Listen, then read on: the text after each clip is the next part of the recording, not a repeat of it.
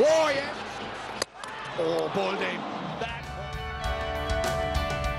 Perfect line, perfect length, সাথে turn, একদম dream delivery. যে বলের স্বপ্ন একজন অফ স্পিনার দেখেন, শেখ মেহেদী হাসান সেই বলের বাস্তব রূপ দিলেন, তাও এক ম্যাচে দুইবার।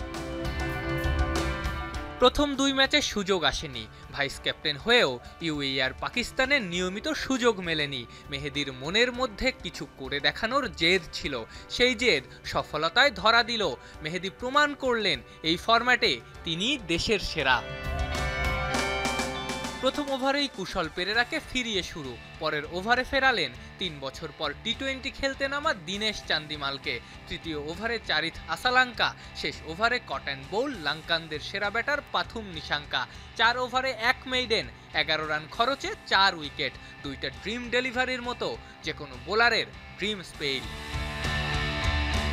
টি-20তে দুনিয়ার অন্যতম সেরা পাওয়ার প্লে বোলার মেহেদী এই ম্যাচের আগে ছিলেন র্যাঙ্কিংয়ে বাংলাদেশের সেরা। সেই মেহেদীকে টিম কম্বিনেশনের অজুহাতে অধিকাংশ সময়ই রাখা হয় মাঠের বাইরে। শেষ 2 বছরে এই ঘটনা কম ঘটেনি। 2023-এ নিউজিল্যান্ডের মাঠে প্রথমবার টি-20 জেতে বাংলাদেশ, সেই ম্যাচের সেরা ক্রিকেটার ছিলেন মেহেদী। এরপর তাকে 7 ম্যাচ খেলিয়ে বাদ দেওয়া হয়। ম্যাচের পরিস্থিতি বিবেচনায় অন্তত 5টা ম্যাচে মেহেদী সেখানে ছিলেন দারুণ। বিশ্বকাপের আগে যুক্তরাষ্ট্রের বিরুদ্ধে একটা, বিশ্বকাপে খেলানো হয় 2 ম্যাচ, 3টাতেই পারফর্ম করেন।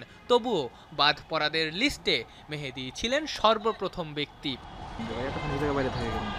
বিশ্বকাপে পারফর্ম করা মেহেদীকে পরের ভারত সিরিজের প্রথম 2 ম্যাচ বসিয়ে খেলানো হয় তৃতীয় ম্যাচে। সে ম্যাচে ভালো করতে না পারলেও পরের ওয়েস্ট ইন্ডিজ সিরিজে সিরিজ সেরা হন। ঠিক তার 1 ম্যাচ পরই বসিয়ে দেওয়া হয়।